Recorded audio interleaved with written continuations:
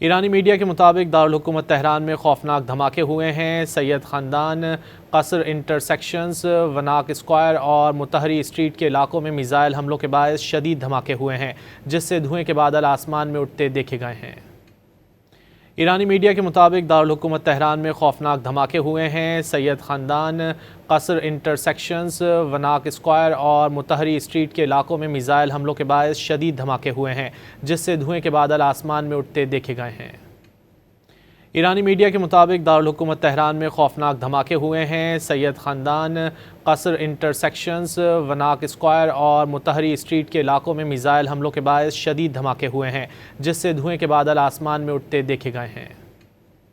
ایرانی میڈیا کے مطابق دارالحکومت تہران میں خوفناک دھماکے ہوئے ہیں۔ سید خاندان، قصر انٹرسیکشنز، وناک اسکوائر اور متحری اسٹریٹ کے علاقوں میں میزائل حملوں کے باعث شدید دھماکے ہوئے ہیں، جس سے دھوئیں کے بادل آسمان میں اٹھتے دیکھے گئے ہیں۔